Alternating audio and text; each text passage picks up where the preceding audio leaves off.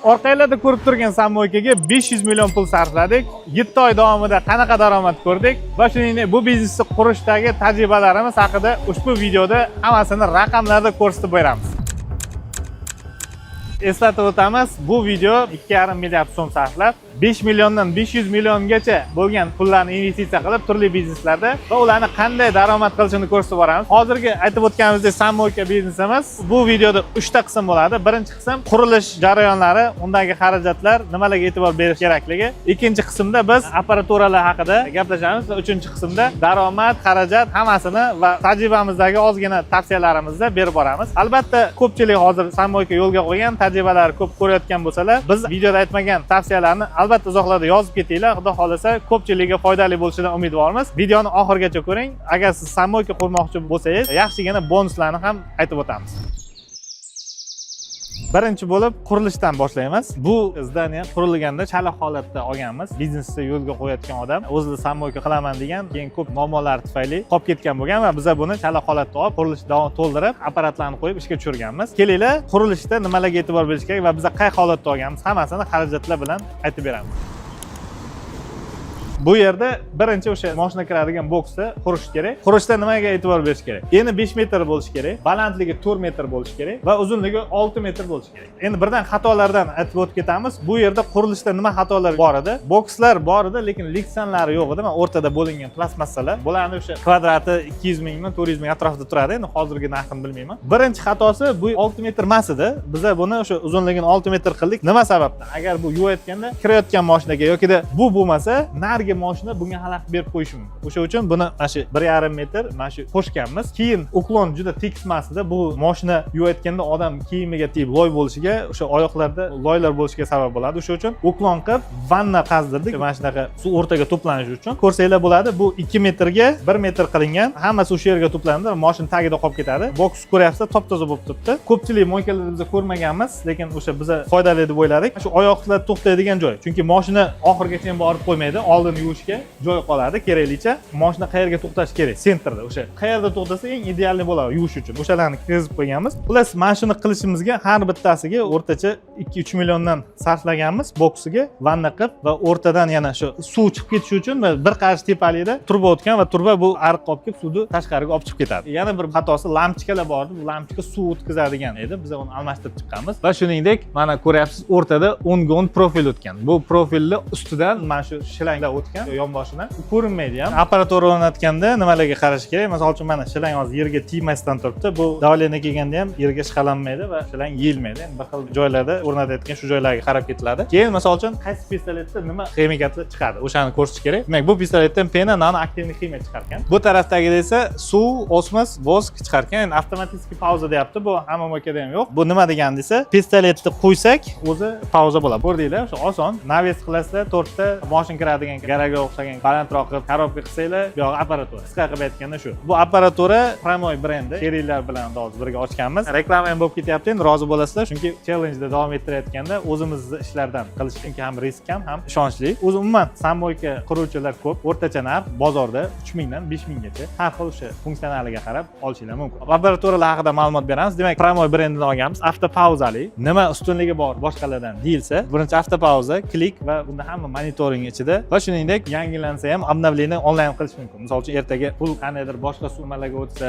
yoki mana shu soatlar, mana shu ekran qandaydir nastroyka o'zgarish kerak bo'lsa, xullas hamma o'sha programmasini o'zi bu bir xil turmaydi. Kelajakda yangilash imkoniyati bor bu. Kelinglar, test qilib ko'ramiz. Onlayn pul ishlaydi. Oynaga tushirilgan, ko'ryapsiz, dizayn o'chib ketmaydi. Tez moykamiz logotipi tushirilgan boshqaruv pultimizda. Zakaz qilsanglar, bizga ham shu yerga moykani brendini tushirib beradi. Call center mana 78 lik 113 96 ga telefon qilib bemalol podrobniy ma'lumot olsa bo'ladi. Kelinglar, hozir moykaga pul tashlab ko'ramiz. Klik skaner qilganimizda siz moykani 3-boksiga necha pul tashlaysiz deb so'raydi. Biz hozir 1000 so'm tashlasak ham bo'ladi. 1000 so'mga avtopauzani testlab ko'ramiz. 1000 so'm pul tushdi. Avtopauza o'zi qanday ishlaydi degan savol va o'sha bu apparatni ham testlab ko'ramiz. Qo'yganda pauza bo'ladi. 3 sekundda bo'ladi, borib kelib yoqish shart bo'lmaydi. Bu boksimiz suvga chidamli. Hozir mana ishlatib ko'ramiz. Yondi apparat, birdaniga pauzaga tushdi. Pistoletni bossak sira suv chiqadi mana. Davleniyada va apparatlar suvga bardoshli, o'shani tekshirib ham ko'rsak bo'ladi mana.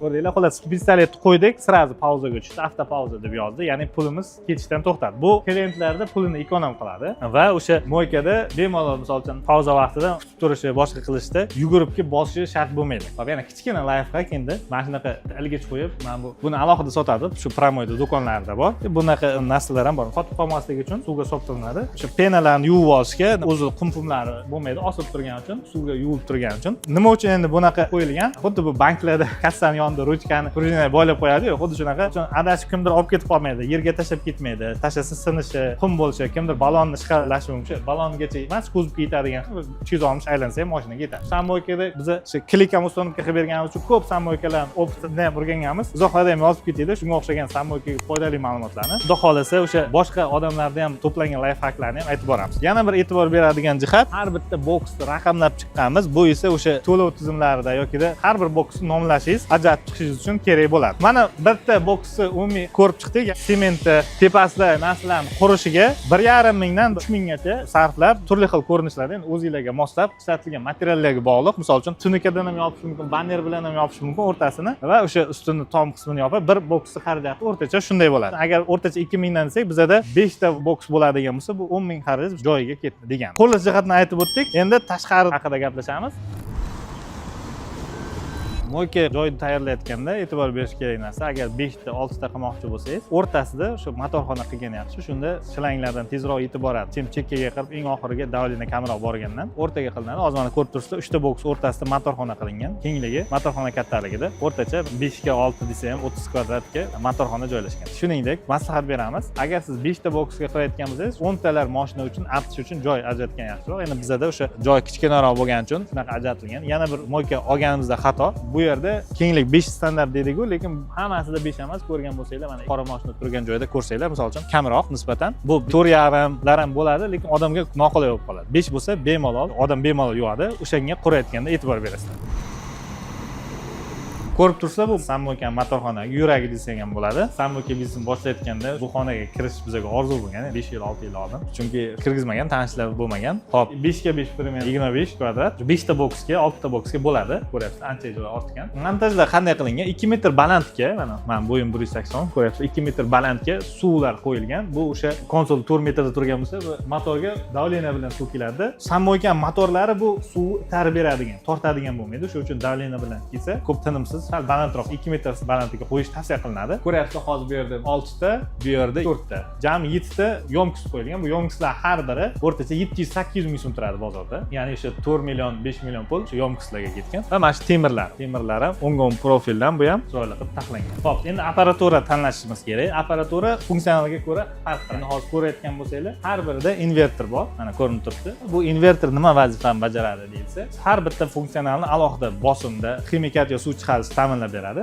Hozir bizada ko'rayotgan bo'lsanglar, motorlar har bitta boksda ikkitadan 5,5 kW volt motor Turkiyaniki, pompalar italyanskiy ara pompalar bo'ladi. Shuningdek, promoy o'zini chetlarining ichida relay moduli bor. Alohida relay qo'yilmaydi. Bu yerda preconditiv deydi. Ming so'mlik narsa kuyishi mumkin. Relay kuymaydi va bu uncha kuyish ham bo'lmaydi, chunki hammasi asosiy plata va bu o'shandan kontrol bo'ladi. Nima uchun ikkita motor qilingan va ikkita motorli nima afzalligi bor? Unaqa katta farqi yo'q. Tavsiya qilmaymiz endi ko'pchiligiga, chunki qimmat bo'lib ketadi. Bilsanglar, pistoletda suv sepmoqchi bo'lsanglar, suvdan ham ozgina ximikat chiqib ketadi. Yoki pena sepmoqchi bo'lsanglar, birinchi suv chiqib, keyin ximikat chiqa boshlaydi. Bunda har bir pistolet uchun alohida motor qilib qo'yilgan. O'sha uchun ximikatdan faqat ximikat, suvlardan faqat suv chiqadi.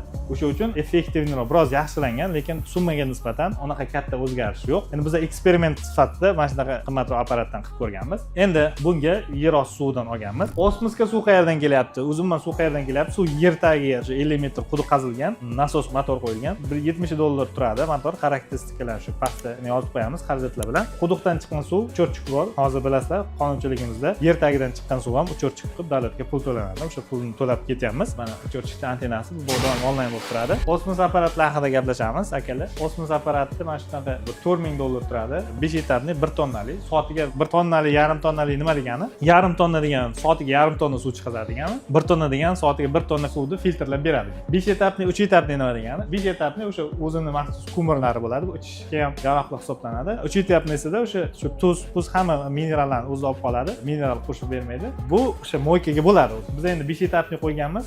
1 tonna, har soatda 1 tonna suvni mana 4 tali o'sha filtrlab suvni chiqarib beradi. Har bitta ximika uchun alohida o'zining idishi bor. Tavsiya qilamiz. Bir-biriga aralashsa effekt kamayadi. Keyin osmos suvga tayyorlashni tavsiya qilamiz va o'sha aralashtirish uchun o'zini aralashtiradigan shilanglari bor. Mana shunday qilib aralashtiradi. Mana bu narigi pena edi, bu aktivniy ximiya. Bunisi nano, bunisi vos hisoblanadi. Har birining idishi bor. Alohida aytganimizdek, plus ximikatlar mana shunday bo'ladi. Demak, buni aytdik 2 metr balandda bo'lishi kerak. Общий, demak, ichida 1 tonnadan 4 tonna osmos uchun suv, 3 tonna shu motor chiqqan suv, ya'ni hammasi poplokda suv kamaysa sразу yana to'ldirib qo'yaveradi. Shuningdek, o'sha motorlarga yer tagidan chiqqan suvdan har xil toshlar, ximikatlar chiqishi mumkin, qumlar chiqishi mumkin. Bularni olib turgani mana shunaqa filtr qo'ygan. Bu bozorda 400-500 ming so'm turadi. Hamma qurilish do'konlarida sotadi. Mana shundan qo'yilgan. Demak, motorxonamiz qurilishini hisoblab boramiz, ichidagi narsalarni. 700 ming so'mdan 7 ta bochka. Bu 5 million so'm bo'ladi dastavkasi bilan. Demak, $170 ga yer ostidagidan bochkagacha chiqarib beradigan nasosimiz va bu bochkalar pastga davleniya bilan tushirish uchun 2 metr balandga qo'yganmiz va shu turbalarimiz, ya'ni turbalarimizni metri endi bu yerda shu o'rtacha $500-600 material ishlatilgan. Kraska nimalar qilingan hammasi. Endi qo'shib boryapmiz. Buni o'zini o'sha santexnika hammasi shu boyagi Pramoyda o'zini apparaturalari ichida, ya'ni 4800 mi, 3800 mi apparaturlar haqida ham gaplashib o'tamiz. Qaranglar. Pramoyda 3400 dan 4800 gacha apparatlar bor. 3400 dagi 4 ta funksiyali bo'ladi, ya'ni nano yoki vos bo'lmaydi, avtopavzasi bo'lmaydi. Mana shu hamma narsalar, mana bochkalar hammasi ichida bo'ladi. Keyin 3600 dagi 5 ta funksiyali bo'ladi. 3800 dagi 5 ta funksiyali avtopavzali bo'ladi. Endi bizada 4800 dan chiqqan sababi invertor bor $200 va $800. Yana bitta motor bor. O'sha ikki motorli qilingani haqida aytdik. Bu yerda mana shu xarajatlar va shuningdek yana 1 million bu yerda osmosni o'zining nasosi bor. O'sha nasosimizga 1 million xarajat. Jami xarajatlarni shu ekranda ko'rishingiz mumkin. Xo'p, bu motorxonadagi xarajatlar. Kelinglar endi tashqarida artish joyini obzor qilamiz.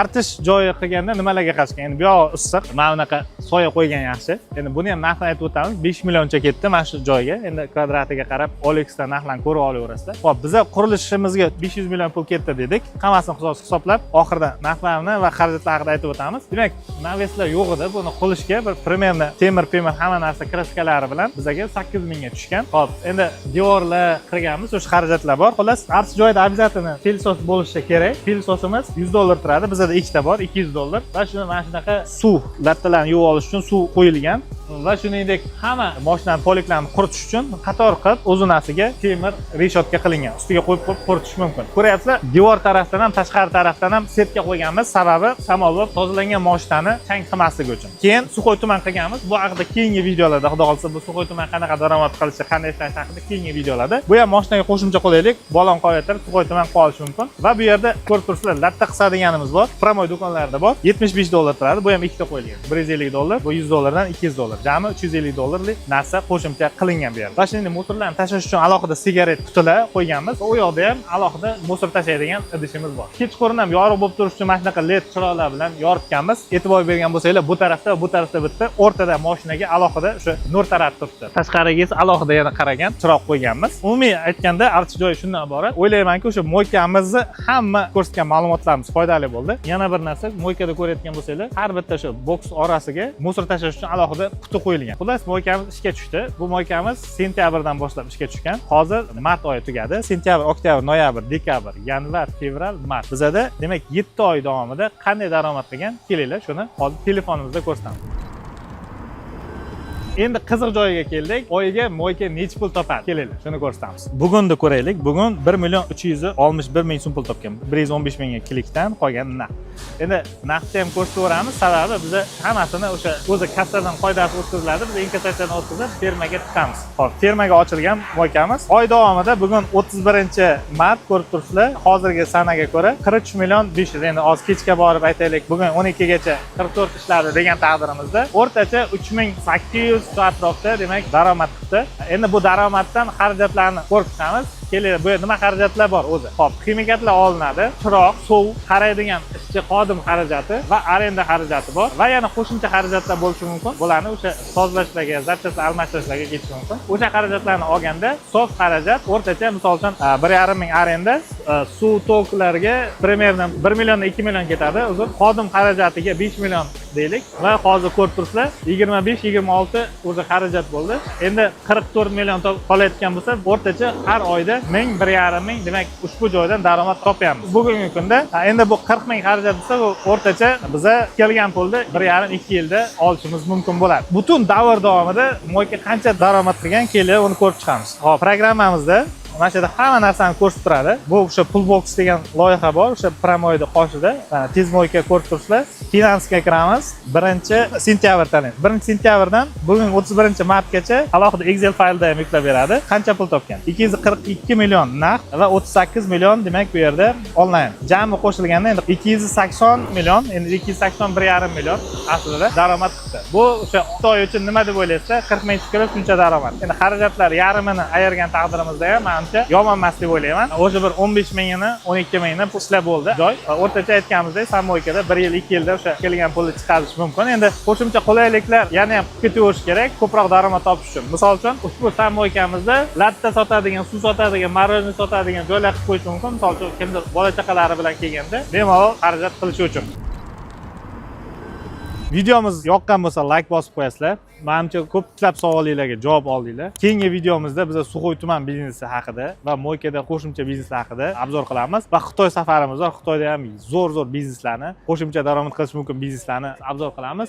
YouTube sahifamizga albatta a'zo bo'lib qo'ying, izoh yozing. Bu video ko'proq tarqalishi uchun do'stlaringizga ulashing. Maqsadimiz bizneslarni obzor qilib, xalqimiz ko'proq daromad qilishini xohlaymiz va shuningdek Mo'ykani kimdan olasiz? Misol uchun qaysi ishlab chiqarishni olasiz? Albatta menimcha foydali bo'ldi. Shu nimalarni so'rab olishingizni aytdik menimcha. Yana ham ko'p savollarga javob bera olmagan bo'lsak, izohlarda savollarni yozib keting. Albatta javob berib o'tamiz. Xo'p, xudo xolasa biza mana 200 ming dollarlik challengeimizdan 40 ming dollar qayerlarga sarflaganini aytdik. Bundan keyingi videomizda Suxoy tumanida ham sarflaganmiz. Undan keyingilarni improvizatsiya bo'ladi. Ya'ni biz siz bilan birgalikda biznes qilamiz. Xudo xolasa qiziq bo'ladi. Albatta sahifaga a'zo bo'lib qo'ying. Sog' bo'linglar. Keyingi videolarda ko'rishguncha charchamanglar.